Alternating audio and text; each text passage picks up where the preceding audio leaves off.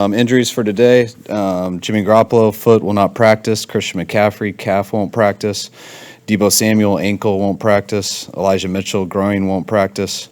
Charles Omenihu, oblique, will be limited. Ambry Thomas, ankle, limited. Go ahead. What is Charles's status with the team after the arrest on Monday? You said he's going to practice. Like, what is he going to be available for the game? We're letting the legal process take care of itself. So if he's healthy, he'll play this week. If indeed what's been alleged is you have reason to believe that's accurate, does it give you any pause to play him after he was allegedly pushed his girlfriend down? Well, we've looked into for the last 24 hours or 48 hours. Not necessarily myself, but other people. We feel very good letting the legal process take care of itself, and don't feel we shouldn't kick him off our team at this time. The injury to Deebo something new, or are you concerned about that at all? I mean, it's been there for a little bit, and I think he'll be all right. But it concerned us enough to not let him go today. Did Jimmy Garoppolo have an X-ray yesterday? You indicated Monday you thought that was happening on Tuesday. Yes, and I don't expect to have him this week. All those people that you mentioned are key people. Do you expect them to all be available for the games? Yeah, I expect them to, but there's no guarantees. Especially when it being the NFC Championship game, I think there's a better chance they'll be ready since there's nothing guaranteed after this. So hopefully keep our fingers crossed. In terms of play calling and play design, how much is your method of teaching those things so that they're executed properly changed over the years, or has it changed much? It changes based off of how people play them. So you got to look at what the techniques are that week, how D-line play, how linebackers play, coverages, how people are coached, how schemes change. So plays are just plays. It's how you tie them together, how you hide them, how you do things off of them, and it's how you coach them. Is it a lot of it video in terms of we want it to look this way? You start on paper, so they know how it looks on paper, but then you got to show them video because there's guys in front of those routes that are drawn on paper and things. So you got to show us all different types of looks and stuff. And some guys learn better on paper, some do it visually off film, and we always do both. We see Fred Warner leading the team in huddles, out of huddles, many times a day, and I'm sure he does it other times. How comforting is it for you to know like he's got some of that taken care of? I imagine most of that's energy, right? And do you ever tell Fred, hey, maybe can you say a little this at any time? Do you ever? I do sometimes. I usually do at halftime when we're doing a bunch of stuff and a bunch of adjustments, things like that. And I usually have Fred talk to the guys right before we go out. But Fred's always going to talk because he's a true leader. And Fred should be the guy who talks because of how he carries himself every day. Everyone knows how good of a player he is, but when it comes to what he does day in and day out since he's been here, his attention to detail at practice and meetings and in games, he's ahead of everybody. And so he earns that by his play and by how he carries himself. The stat about how a team has not won after playing you or in the regular season seems to speak to your team's physicality. Are the Eagles a team that can, stand toe-to-toe and match that physicality? Dallas did that last week. When teams come ready to play, I just feel like we seem to do it every single week. But this is the playoffs, and it's very rare that you don't get a team that gives all they have at this time of year. So I feel we're used to doing that week in and week out, but this time of year, that's what you expect from everyone. The matchup with Son Reddick early in his career when he was in Arizona, how has he changed as a player? How has he? I just think he's playing a real good scheme for him. I think he gets a lot more opportunities. And I just think pass rushers, the more they play in this league and stay healthy and hang around, the better they get. It's hard to rush the quarterback in this league, and he's gotten better each year. He's playing at the top of his game right now, and he's always been a good player. We loved him coming out of college, but you can tell he just gets better and better each year. Brock got a taste of work in Silent Count in Seattle. How did he do in that scenario, and how can you kind of simulate and help him with that this week? We'll do the same thing we did that week. That was huge just because that was our first game really all year that it was that important, and Brock kind of had experience with it, and so it was great to have that, especially with us going to Philly. I remember us talking about that week that we needed that rep in case we ended up in the NFC Championship at Philly, and we got that, and I'm very fortunate that we did, and I feel we're good to go. He knows what to expect. He knows how we do it, and we'll give him reps at it all week, but he got it ready on just a Wednesday when he played Thursday, so I feel it won't be an issue this week. Just crank up the Just crank it up. Has the play calling gotten better with him since he's come in? I mean, is that more fluid since December? Yeah, I mean, I think he's been pretty fluid from the beginning, but I mean, it gets easier and easier each week. Brock there's lots of times that the headset will cut off, and there's a number of times we don't have to use a timeout and stuff because he's got a lot of those plays memorized anyways. I think he gets better at anticipating the calls that I'm going to do. So once he starts to hear a formation, I mean, I'll always finish it, but he's already walking to the huddle, kind of finishing what I'm saying. So he was good from the beginning, and he's only getting better at it. We've talked about Eric Armstead a lot, but I'm curious what your impressions of him were as an offensive coordinator in the league before you got here, and how your view of him changed while coaching him during your time here. I remember going against the Niners defense the most in 2016 when we were in Atlanta, and their season was kind of over. And I didn't get to notice those guys much, him and Armstead and Buck, because just the way they were playing the whole game. They weren't penetrating. They were in frog stances and playing real sound run defense and stuff, and we weren't really attacking them that way. So I remember not being sure on the overall of the defense playing against them Atlanta. And then when I got to kind of hunker down and we looked into the job and stuff, being able to watch him, Buck, Jimmy Ward, just to see some of the pillars that they already had, and we're hoping that we could get something in to help them. When you guys beat them in week 2 last year, Jalen Hurts looked a little bit raw still at that time. What did you see?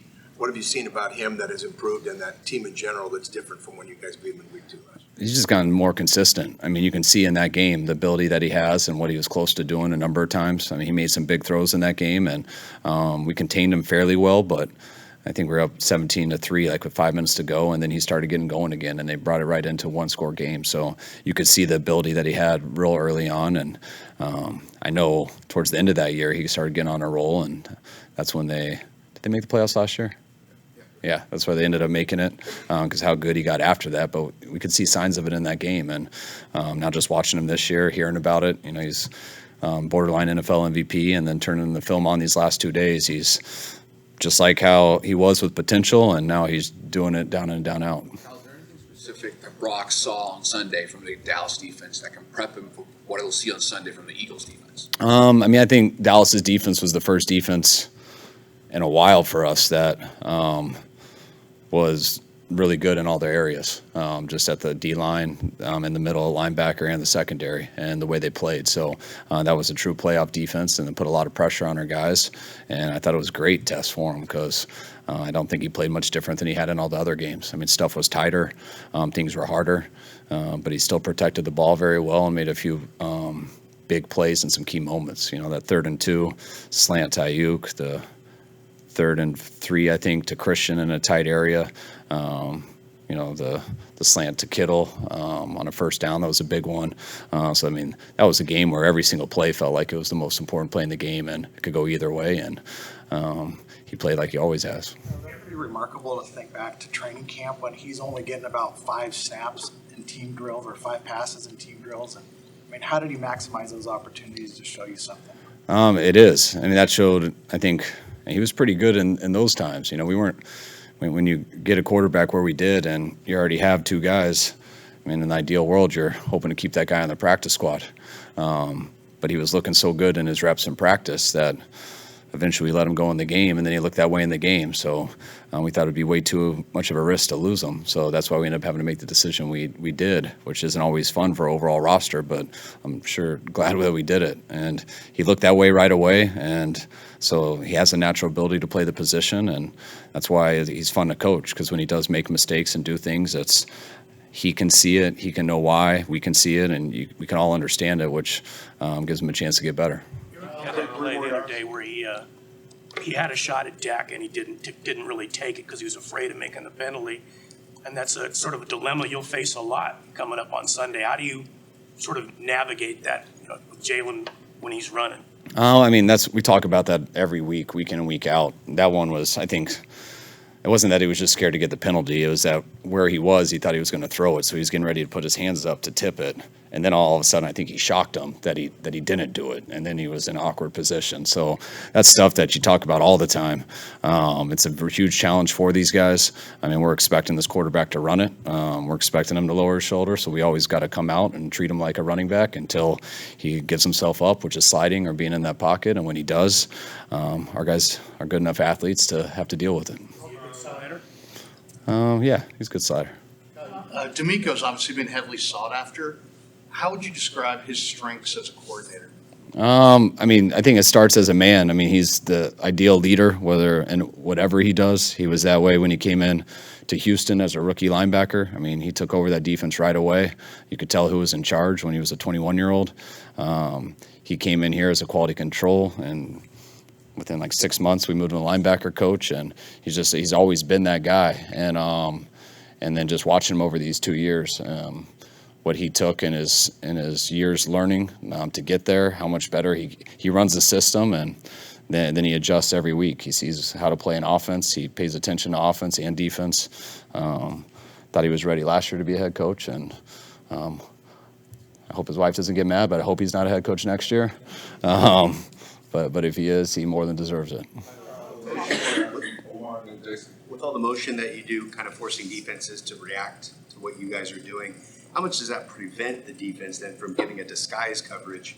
And then, having a rookie quarterback, how much does that benefit him if that's all the case there? I mean, that's up to them. It's sometimes that you can keep your disguises, and sometimes it makes it more challenging. So that's just what other people decide to do. If they want to decide to do that, and maybe that can make it harder for them or harder for us, but maybe it can make them late to some things we want to hit pretty quick. So there's give and take to everything, and that's why you try to see everything as not like a problem. If someone's causing a problem on something, it usually opens up a good thing in another area, and you got to balance out your game plan so you can do that. I'm going to cheat and ask 2 questions, but Everyone's doing that, especially you. Kyle Juszczyk said that you have a sort of a different development pattern for rookies. Make sure they get a lot of reps, make sure they get a lot of attention, as opposed to where he started his career. Is that an intentional thing on your part that you came up with? And the second question is, this is your 3rd time in the last 4 years at this level. Obviously, you were in the Super Bowl with Atlanta. There's some frustrations, obviously, from those previous ones. How do you not let those frustrations get to you at a moment like this? I don't read all your articles. I just treat it as a football game. And when you lose big games, those are hard, real hard, however they happen. And you got to deal with that forever. But I feel like that's what kind of hardens you to it and makes you get back to the reality of what it really is. It's the reality of it is it's a really good football game that I loved watching growing up. It's probably my favorite thing to do in the world, and I feel very blessed that I get to be somewhat a part of it.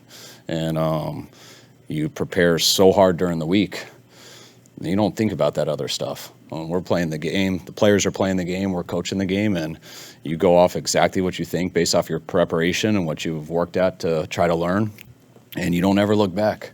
The only time that I ever have regrets in games is when I feel I've made decisions that I didn't want to make, or you don't feel like that was the right decision, you went for another reason. It's been a long time since I've done something like that, and when you do that, you're excited for these moments, win or lose. A lot of people don't like the pressure of it, players, people in general, because you put yourself out there, and it's really tough if you don't come up victorious. But like I've always said and heard growing up, there's only one team that's happy at the end of the year, and the other 31 teams aren't. And you always keep going and try to be that team, and you do that till you're done playing or until you're done coaching. Rookie development is more just player development. I mean, this isn't college. Like you don't just get redshirt years, and guys who think they do get that are usually out of the league in 2 to 3 years. So it's more that I don't necessarily think it's just rookies. I guess our whole building does that, but I put pressure on a lot of people because the guys that think they have time, just the more experience you have, you realize they don't have time. It might be the next play, which everyone says, but I mean, think if Brock Purdy would have thought he had this whole year, would have ruined our whole team season. I try to tell that to running backs all the time, to wide receivers. we played with like 4 to 5 backs, I think 6 years in a row. So the practice squad guys are pretty damn important too.